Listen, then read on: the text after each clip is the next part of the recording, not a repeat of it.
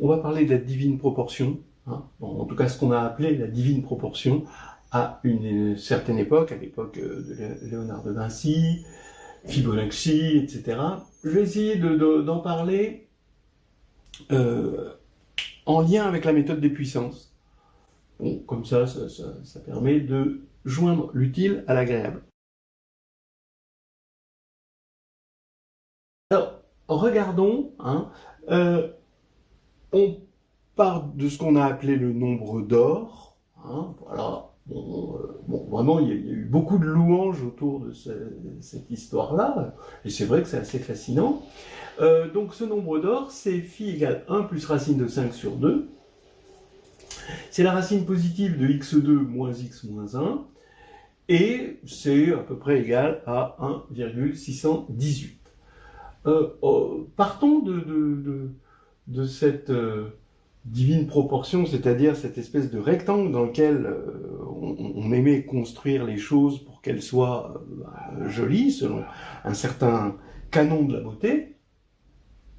Qu'est-ce que cette équation exprime? Cette équation exprime la chose suivante, hein, vous prenez un rectangle ici, d'accord, de largeur, on va dire 1, de longueur phi, et à partir de là, vous tirez un carré, donc forcément ici de côté phi, et là, vous allez obtenir ici, eh bien, un rectangle qui va être aux mêmes proportions que le rectangle de départ.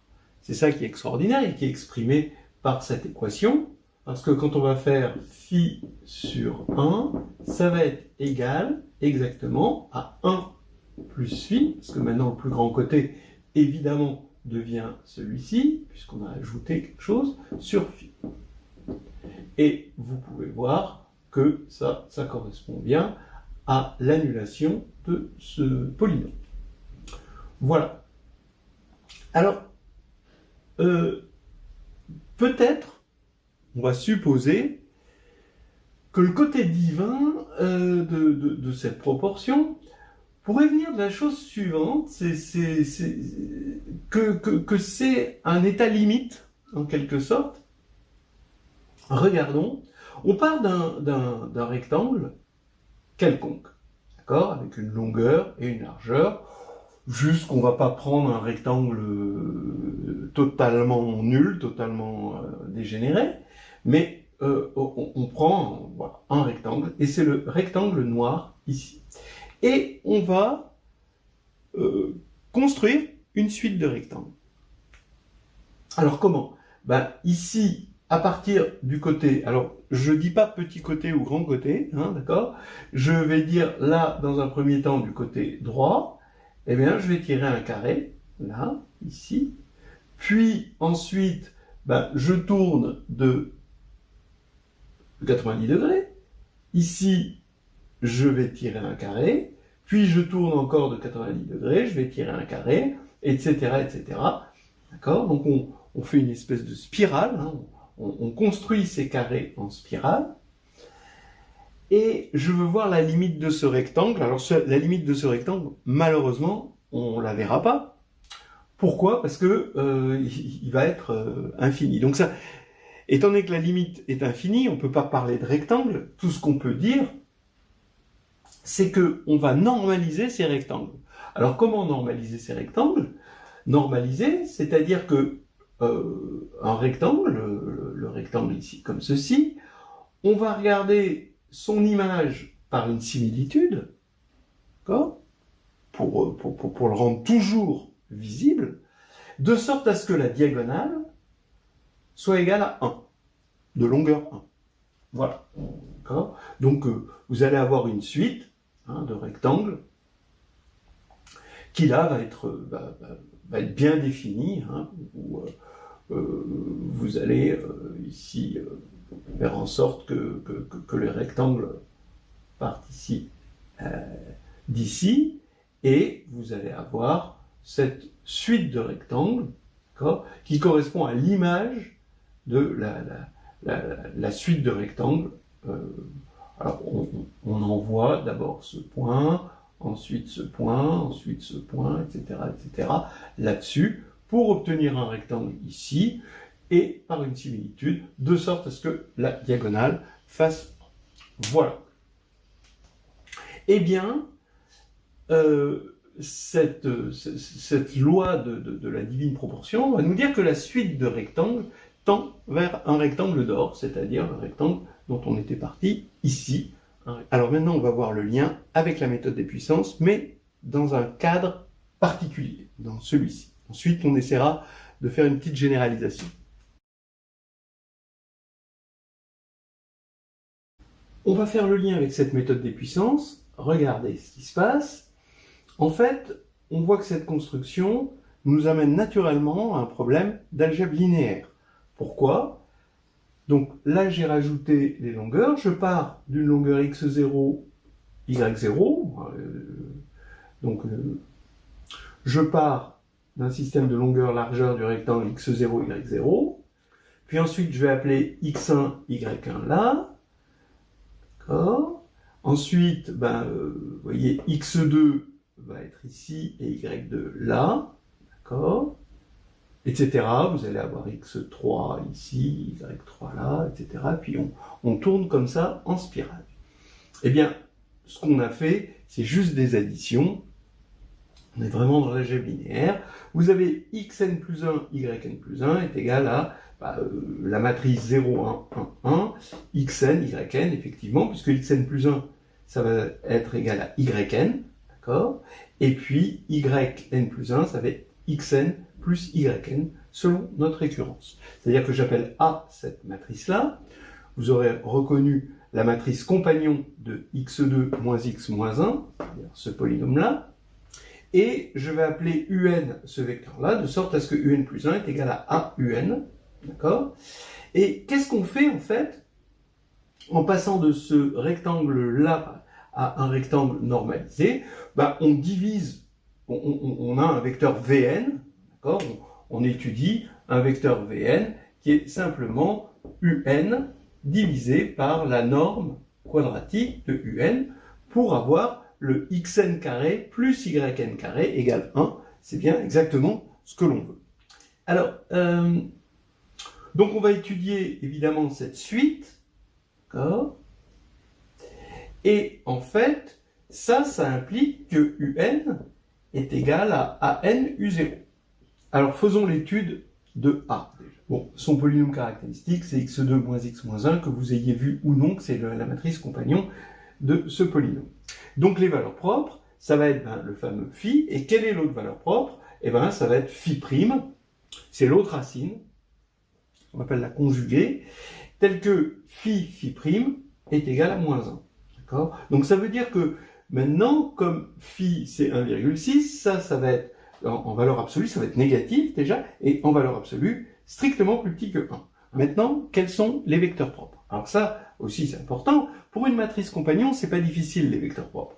D'accord? C'est juste vous écrivez en colonne une suite géométrique de la valeur propre, en partant de 1, en partant de ce que vous voulez. Donc ici vous prenez 1, phi, d'accord? Bon, on s'arrête là, puisque c'est des vecteurs en dimension 2, 1 phi prime, donc 1 phi va être le vecteur propre pour la valeur propre phi, et 1 phi prime, un vecteur propre pour la valeur propre phi prime. D'accord? Donc, je vous laisse le vérifier. A fois 1 appliqué à 1 phi, d'accord? Ça va faire phi, donc vous prenez 1 phi, ça va faire phi ici, et 1 plus phi plus 1 ici, mais phi plus 1, d'après ça, ça fait phi 2, donc ici ça fait phi 2, donc ça fait bien ce vecteur fois phi, donc il est bien vecteur 3. Voilà, donc on est dans un cadre diagonalisable, et qu'est-ce qu'on est en train de dire quand on dit que la suite de rectangles normalisés va tendre vers un rectangle d'or? C'est simplement la méthode des puissances, bon, qui possède évidemment des hypothèses dont on va parler, mais on va dire que la suite des Vn va tendre vers un vecteur propre pour la valeur propre phi. Alors pourquoi la valeur propre phi? Pourquoi pas la valeur propre phi prime? Ça, c'est parce que phi, c'est la valeur propre la plus grande, et l'autre va s'écraser devant phi.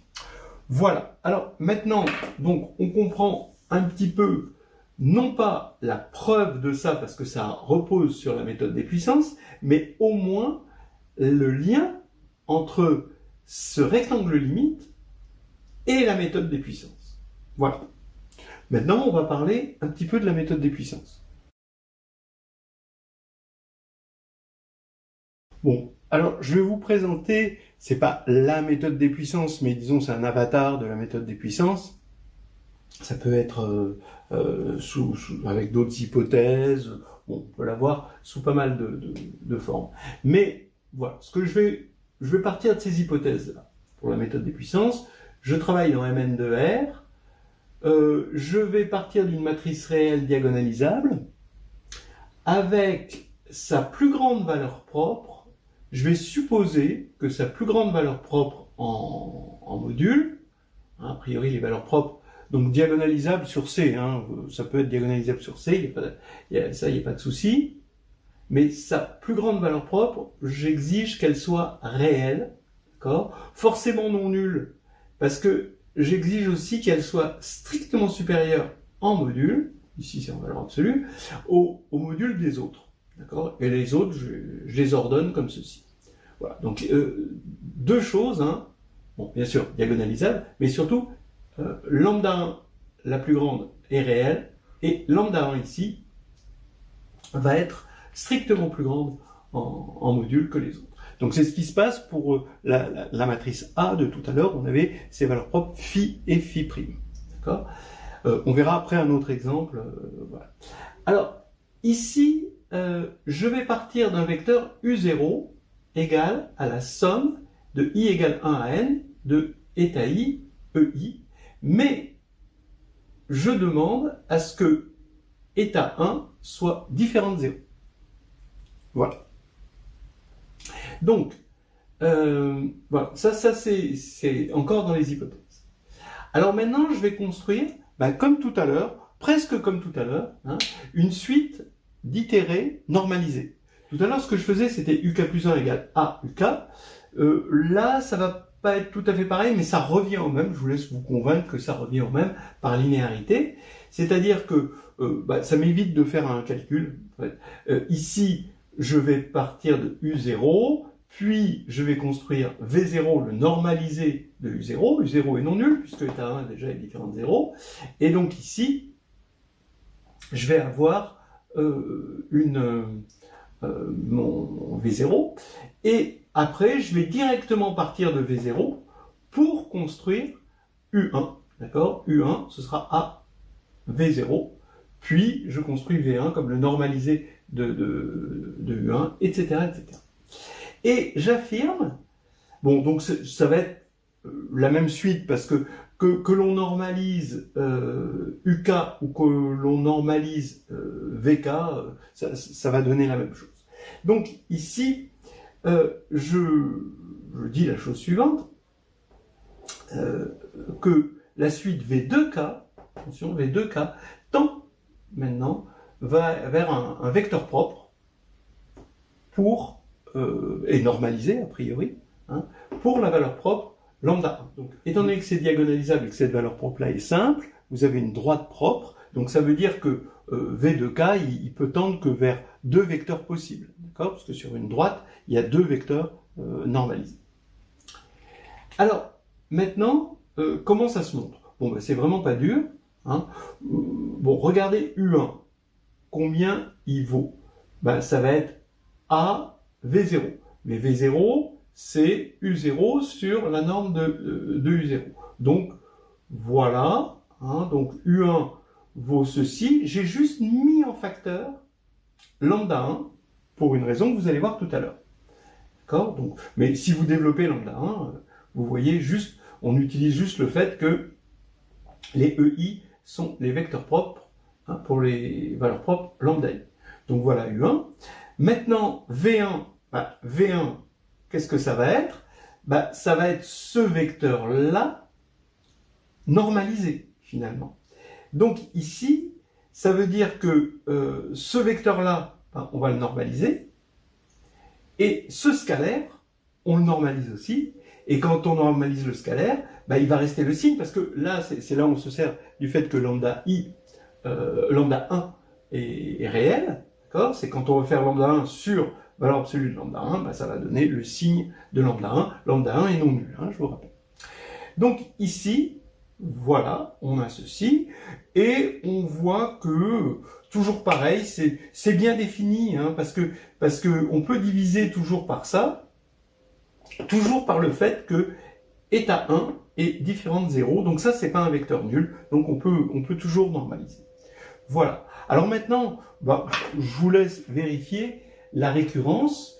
Donc ici, qu'est-ce qui va se passer en général, donc on va avoir V ici K qui va être égal à le signe de lambda 1 puissance K. Ici, on va voir apparaître des puissances K à chaque fois qu'on va passer par A. Bon, c'est un calcul un petit peu, voilà, qui se fait, bon, c'est naturel. Ici, on va avoir puissance K.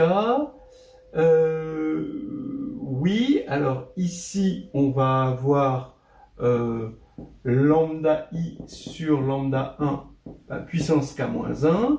Et là, c'est pas tout à fait lambda 1, c'est lambda 1 fois le signe de lambda 1 puissance K-1. Voilà.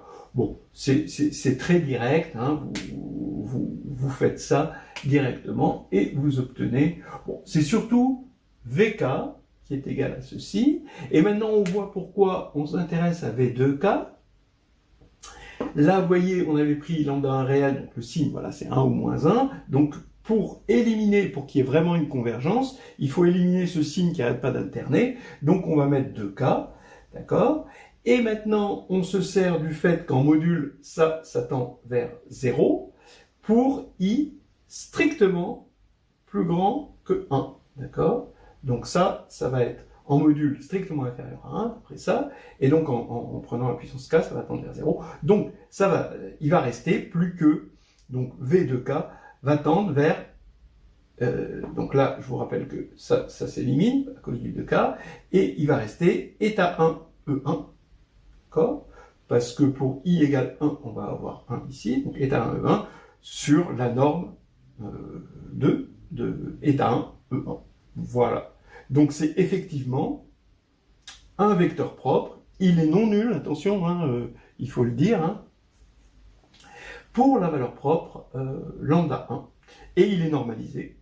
Donc il n'y a que deux éléments possibles. Voilà. Et donc vous voyez que le lien avec le rectangle d'or vers lequel on tombe, puisque dans la matrice de tout à l'heure, on tombe sur un vecteur propre, on va tomber sur quelque chose qui est proportionnel à 1 phi, c'est-à-dire un vecteur, le E1, on ne les avait pas spécialement pris normaux, mais on avait pour E1 1 phi. Donc ça veut dire que notre rectangle il est à la divine proportion. Voilà.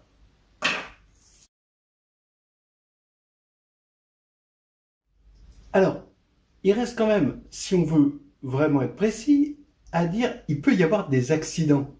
On va regarder précisément l'application de cette méthode des puissances que j'ai proposée dans le cas précis de cette suite de rectangles qui tendent vers le rectangle d'or. Partons de A. Donc cette matrice, c'était 0, la matrice compagnon du polynôme de Fibonacci. Ici, vous avez donc phi et phi prime, les deux racines, les deux valeurs propres de A. Avec phi qui vaut 1,6 quelques, donc qui est strictement supérieur à 1, qui est réel, donc là ça marche, et phi prime, bon, qui est réel aussi ici, mais qui est de valeur absolue strictement plus petite que 1, d'accord? C'est ce qu'on a dit tout à l'heure. La question qu'on se pose, c'est si je pars de n'importe quel rectangle, est-ce que je veux obtenir le rectangle d'or? N'importe quel rectangle. C'est-à-dire, est-ce que pour n'importe quel rectangle, je vais bien vérifier l'hypothèse, bon, ces hypothèses-là, la diagonalisabilité, etc., ceci, Bon, ça c'est vérifié. Mais ça, pour n'importe quel rectangle, c'est pas évident. C'est-à-dire que je vais prendre une largeur et une longueur, ça va me faire un vecteur U0. Pourquoi, quand je vais décomposer U0 dans une base choisie de vecteurs propres de A, forcément pour les valeurs propres phi et phi', je vais bien avoir état 1 différent de 0. Alors, bon, on va le montrer, c'est très simple, regardez. On suppose par l'absurde que état 1 est égal à 0. Dans ce cas-là, ça veut dire que U0 s'écrit en fonction du second vecteur propre phi' E2. D'accord? Voilà. Et maintenant, quand on va itérer à n U0, ça va faire phi' puissance n U0 en norme quadratique. Et d'après cette majoration, on a que cette norme tend vers 0. Voilà. Donc ça veut dire que notre vecteur, ici, tend vers le vecteur nul, mais on voit bien que ça voudrait dire que les rectangles tendraient vers 0. Or, les rectangles, ils sont forcément croissants. On ne peut pas être croissant et tendre vers 0. Pourquoi ils sont croissants? Parce que les longueurs, c'est strictement positif, et donc on ajoute des choses positives, donc je vous laisse vous convaincre que ça c'est impossible. Donc, ça veut dire que état 1 est bien différent de 0, d'accord? Parce que sinon, on aurait un rétrécissement des rectangles, et on voit que ça c'est impossible. Voilà. Là, on a vraiment terminé, et maintenant, on va illustrer encore cette même méthode, mais en dimension 3, cette fois-ci, avec ce qu'on appelle le nombre plastique. Et on va retrouver, avec bonheur, la suite de Perrin, qu'on a aussi appelée la suite de Fibonacci, à cause de des analogies avec Fibonacci. Voilà. Du coup, là maintenant, on va faire pareil avec un parallélépipède rectangle, et on va faire une suite de parallélépipèdes qu'on va normaliser, et on va tomber sur, non pas le nombre d'or cette fois-ci, un nombre qu'on appelle le nombre plastique. Là, on est dans l'époque qu'on mérite. Alors, ici, comment on fait, vous partez ici d'un parallélépipède rectangle qui est aux dimensions petit x, donc c'est le parallélépipède en noir. Petit x, ici, largeur, hauteur, profondeur, bon voilà, j'ai pris x, y, z, et on va lui accoler ici un autre parallélépipède qui est en rouge, d'accord, en ajoutant ici y, donc la y est toujours la même profondeur. Donc on va avoir dans un deuxième temps un autre parallélépipède rectangle avec comme petite dimension, alors petite n'est pas forcément la plus petite, mais disons la dimension numéro 1, ce sera plus x, ce sera y, et puis ensuite z, et ensuite x plus y, d'accord? Puis après, qu'est-ce qu'on va faire? Maintenant que la première direction c'est celle de y, ça veut dire qu'on va lui juxtaposer par-dessus un autre parallélépipède ici, avec, en rajoutant à y, le nombre z ici, tac. Et puis ensuite, on va ajouter derrière un autre parallélépipède, et ensuite à gauche, ensuite en bas, ensuite encore à droite, etc.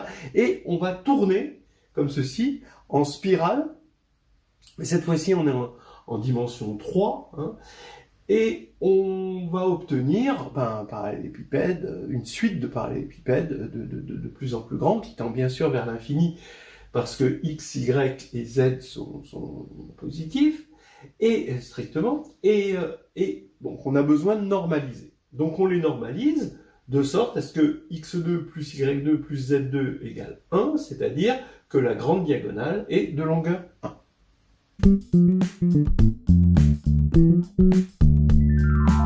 Voilà. Alors bon, donc ça c'est voilà pour la construction. Ça veut dire maintenant, encore une fois, ce qu'on a fait, c'est géométriquement de l'algèbre linéaire, c'est-à-dire que on va avoir une suite, où ça c'est donc les dimensions du parallélépipède, xn plus 1, yn plus 1, zn plus 1, c'est égal au vecteur yn, zn, xn plus yn. D'accord? C'est exactement ce qu'on a fait. En partant d'une largeur L, une hauteur H et une profondeur P, qui sont, on va tous les supposer, évidemment, strictement positifs. D'accord? Donc ça, j'appelle ça U0. Donc je vais avoir une suite récurrente, ici UN, et ça va être UN plus 1 égale AUN, avec A, cette matrice-là, hein, que vous pouvez vérifier par cette formule. D'accord? Et cette matrice, c'est la matrice compagnon. Hein. Alors bien sûr, hein, vous avez deux matrices compagnons, attention, une matrice compagnon et sa transposée, donc c'est une des deux, hein, mais je vais dire la matrice compagnon quand même, ici, hein, du polynôme x3 moins x moins 1, qui est venu remplacer donc le polynôme de Fibonacci, x2 moins x moins 1. Voilà.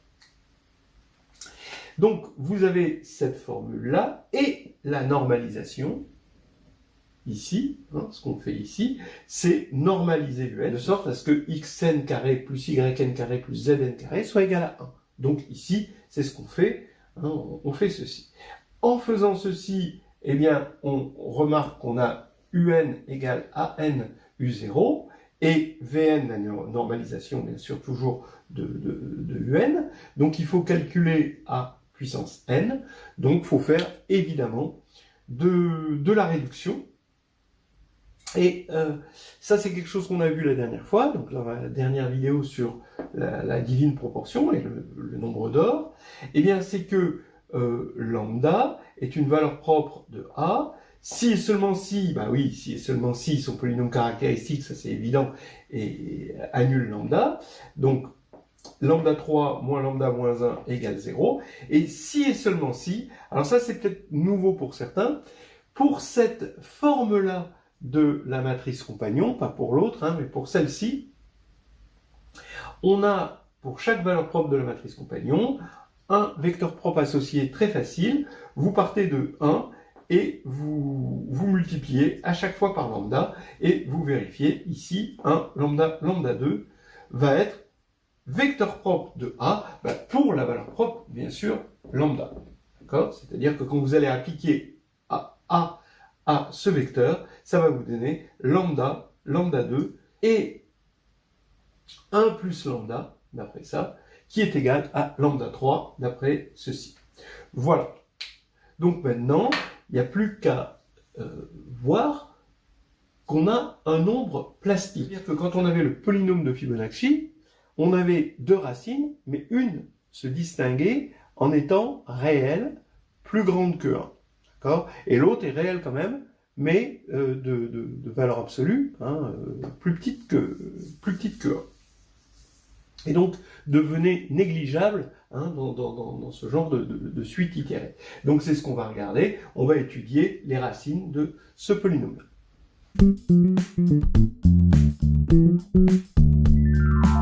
Alors, on voit qu'il est important de prouver que on a un... Donc pour cette méthode des puissances, hein, vous vous rappelez que pour qu'elle marche, il faut qu'il y ait une racine réelle, hein, a priori, qui se distingue en modules. Bon, alors là, c'est exactement ce qui va se passer. x3 moins x moins 1 possède une seule racine réelle, psi. Hein, alors donc traditionnellement, hein, ça va être le nombre plastique, hein, qu'on appelle psi. Et deux racines complexes conjuguées, alpha, alpha bar, bon bah donc complexe, c'est un nom réel, avec psi strictement supérieur à 1 et alpha en module strictement inférieur à 1, bon alpha carré ou alpha, c'est comme vous voulez. Pareil. Alors, donc voilà, ça va être le truc important qui fait qu'on peut appliquer, hein, la méthode des puissances.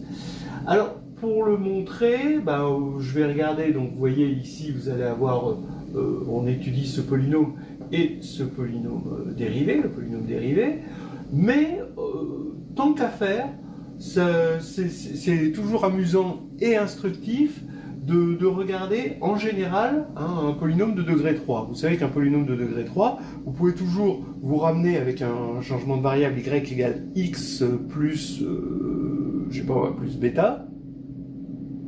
Vous pouvez toujours vous ramener à un polynôme comme ceci, si vous voulez étudier ses racines. Hein. Donc ça, c'est un changement de variable qui est innocent, hein, vraiment. Donc, on se ramène à ce genre de polynôme. Et il se trouve que P possède une seule racine réelle, alors simple, hein, racine réelle simple, pas racine réelle double, hein, une seule racine réelle, si et seulement si 4p cube plus 27q2 strictement supérieur à 0, bon, bah, le fameux discriminant au signe près de ce polynôme-là. Donc c'est normal qu'il revienne.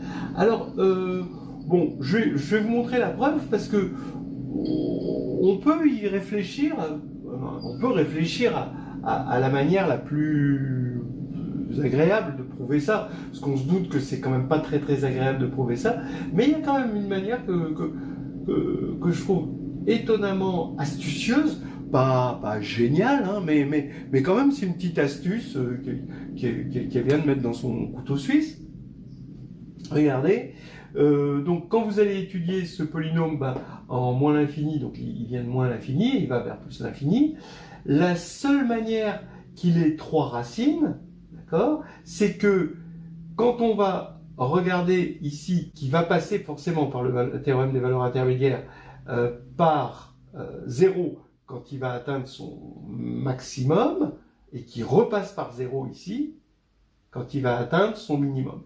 Si, évidemment, hein, attention, hein, si, donc lui son dérivé, son polynôme dérivé, c'est x2 plus p. Si p est strictement positif, évidemment, il va toujours grimper. Donc là, il a une seule racine réelle, et en même temps, ça, c'est forcément strictement positif. Donc là, il n'y a pas de souci.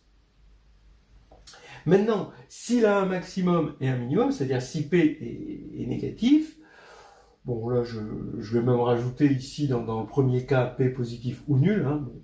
Là je vais avoir un maximum, un minimum, et puis atteint en des abscisses opposées, hein, que je vais appeler lambda et moins lambda, et ici, voilà, c'est exactement la situation que je veux éviter, parce que là j'ai 3 racines, hein. Et donc c'est la situation où P de moins lambda est strictement positif et P de lambda est strictement négatif. Mais ça revient à dire qu'ils ne sont pas de même signe. Parce que s'ils ne sont pas de même signe, étant donné que la dérivée, d'accord, elle va faire plus, moins, plus, s'ils ne sont pas de même signe, c'est que forcément lui c'est positif et lui c'est négatif. Donc en fait je me ramène à cette inégalité, d'accord. Lambda c'est la racine positive du polynôme dérivé, donc lambda 2 est égal à moins p sur 3, et ce que je veux pas, c'est avoir p de lambda, p de moins lambda négatif, c'est-à-dire ce que je veux, c'est p de lambda, p de moins lambda strictement positif. Voilà, et là, ça va m'assurer qu'on a forcément, alors dans ce cas-là, évidemment, p de lambda sera négatif, hein, pour des raisons de signes de dérivée.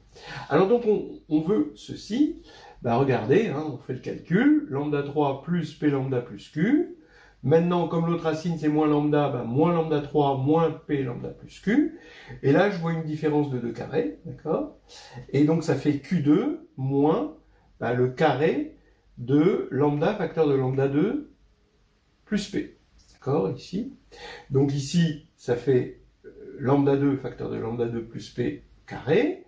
Lambda 2, ça fait moins p sur 3. Donc moins, ça fait plus p sur 3. Lambda 2 plus p, ça va faire lambda 2.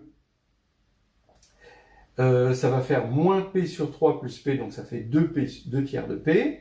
Au carré, ça fait 4p2 sur 9.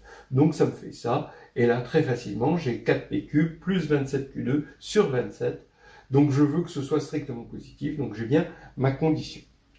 Voilà. Donc bon, c'est un petit amusement ici, je trouve c'est assez sympa si on ne savait pas comment ces choses marchent, et c'est vraiment un tout petit calcul qui nous amène à ce discriminant, hein, qui revient toujours quand on étudie ce polynôme. Alors maintenant, on revient là-dessus.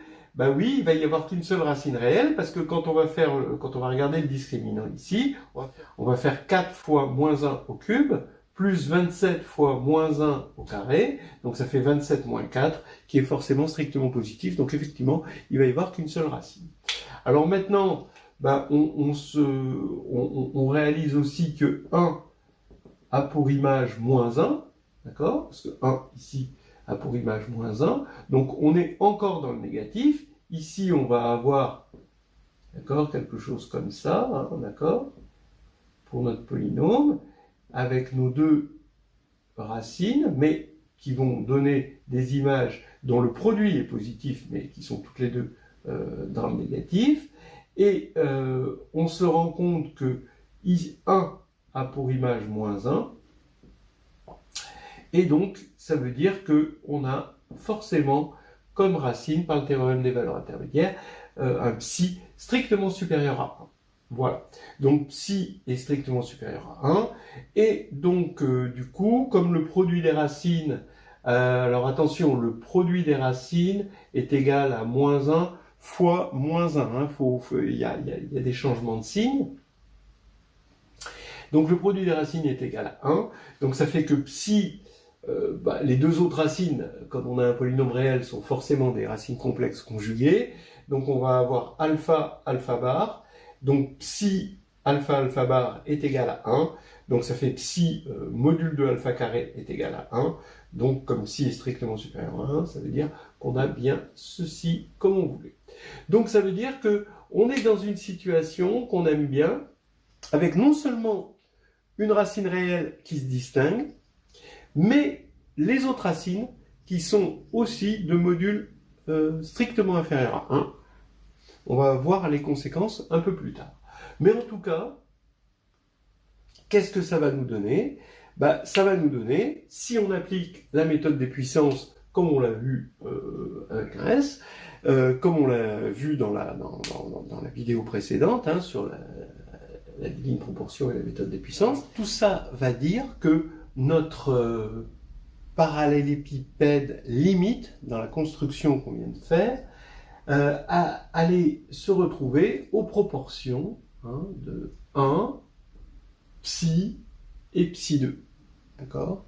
Voilà, avis aux architectes. C'est d'ailleurs pour ça, je pense que ça a été appelé nombre plastique lié aux arts plastiques, un espèce de volume idéal pour une pièce. Voilà. Donc peut-être que cette pièce, faudrait, non, pas du tout. Je pense pas. Quoique, pourquoi pas. Vérifiez, vous regardez les dimensions de votre chambre, et puis vous regardez si vous pouvez trouver un nombre plastique. Si ça se trouve, votre architecte avait le nombre plastique en tête quand il a fait votre chambre et votre immeuble. Alors, ici, bien sûr, c'est des proportions. Quand on dit le parallélépipède rectangle limite, c'est modulo normalisation. Quand on normalise, il faut diviser, bien sûr, par racine de 1 plus psi 2 plus psi 4. Voilà.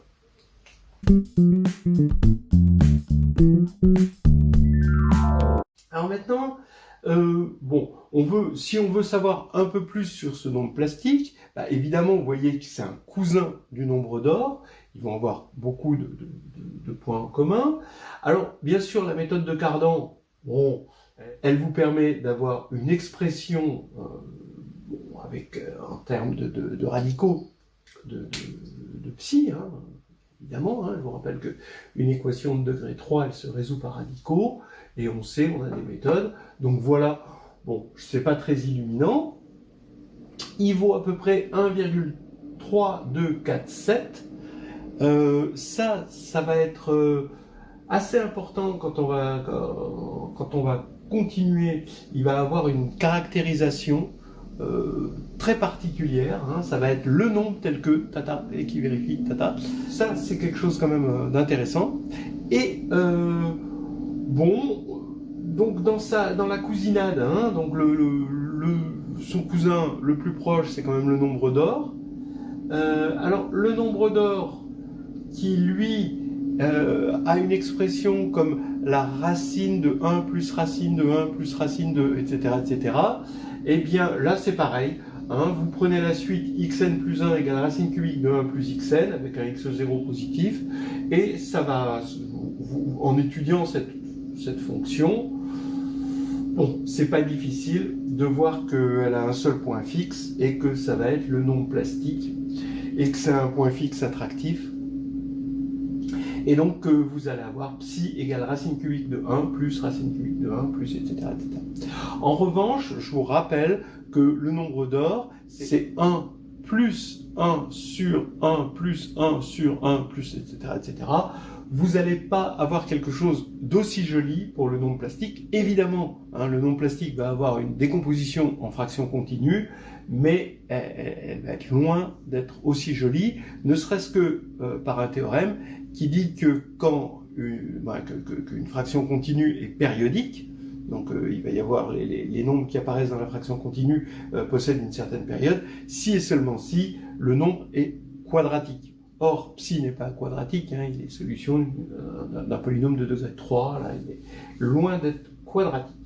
Ensuite, encore une autre cousinade qui le relie au nombre d'or. On avait vu dans une série de vidéos la suite des nombres de Perrin, donc pour 0 ça fait 3, 0 et 2, et ensuite on applique l'équation caractéristique de la suite linéaire récurrente, ça va être x3 moins x moins 1, exactement pareil.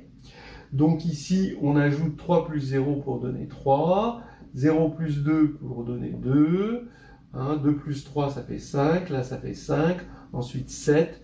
On avait vu que c'était la suite donc, des nombres de Perrin, qu'elle avait une propriété particulière, c'est que si P est premier, alors petit p divise grand P indice petit p, voilà, et que la suite Pn est égale donc du coup à la somme des puissances n des racines. Donc c'est des sommes de Newton pour le polynôme x3 moins x moins 1. Donc c'est psi puissance n plus alpha puissance n plus alpha bar puissance n. Pourquoi ? Parce que chacune de ces suites géométriques là va vérifier la relation de récurrence de Perrin, d'accord ? C'est-à-dire que ça plus ça est égal à ça. Bon, ça c'est évident parce que la raison est égale à une des racines de ce polynôme. Donc la somme aussi. Donc maintenant, il suffit de vérifier sur les trois premiers termes, puisque c'est une relation de récurrence d'ordre 3, il suffit de vérifier sur les trois premiers termes que ça marche, et avec les relations coefficient-racine, ça marche. Bon, en gros, c'est une façon rapide de dire des choses qui avaient déjà été dites dans des vidéos précédentes sur la suite de Perrin. Donc maintenant, c'est là qu'on va se servir du fait que psi est strictement supérieur à 1 et que alpha en module est strictement inférieur à 1, pour voir que ceci, c'est négligeable. Et donc, on va avoir psi égale limite de P indice n plus 1 sur Pn.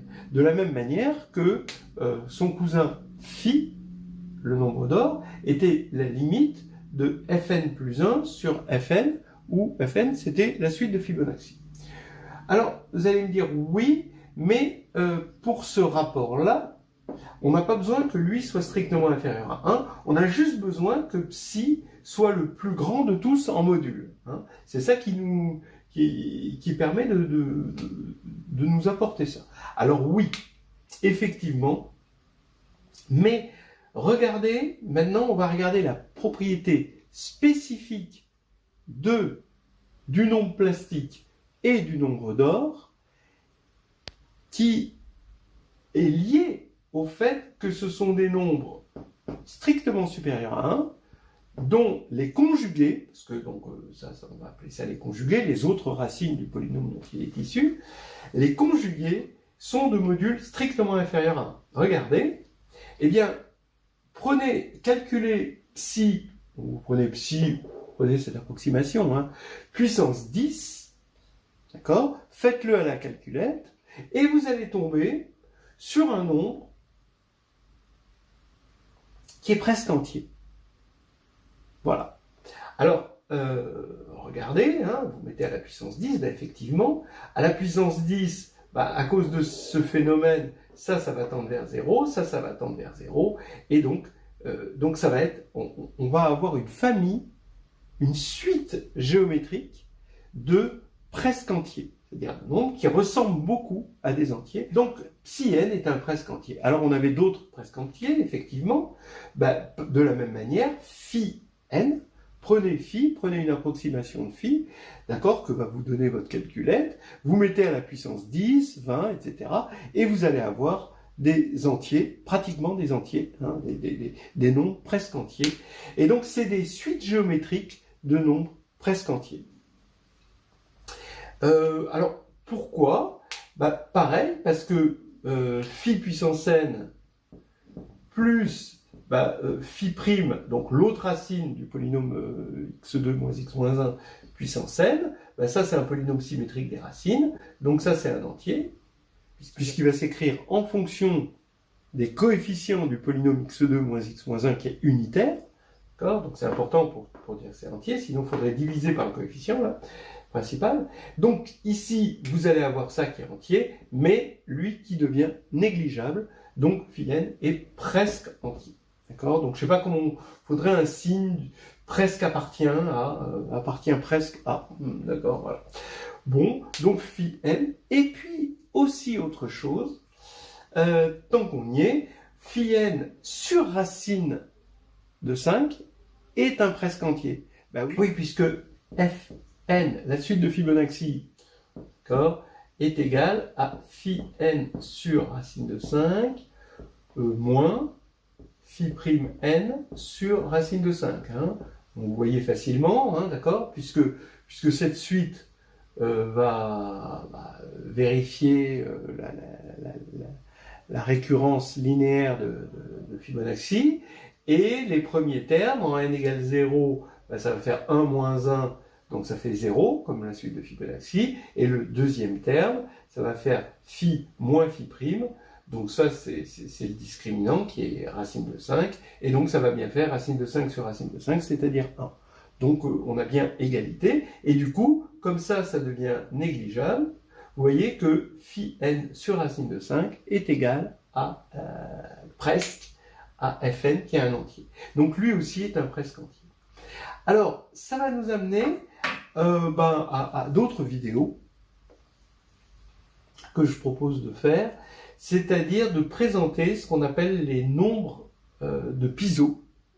C'est-à-dire que psi et phi vont se faire plein d'amis, ils vont appartenir à un groupe, à une communauté, des nombres de Piso qui vont vérifier que, en gros, hein, ça va être des nombres algébriques tels que qui sont strictement supérieurs à 1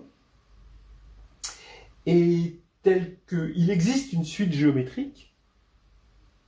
Donc là ici, le premier terme, un certain lambda, la lambda elle est 1 sur racine de 5, et de raison, justement, ces nombres de Piso, qui est un presque entier. Voilà. Donc ça, c'est vraiment une petite aventure passionnante qui part encore des nombres de Fibonacci.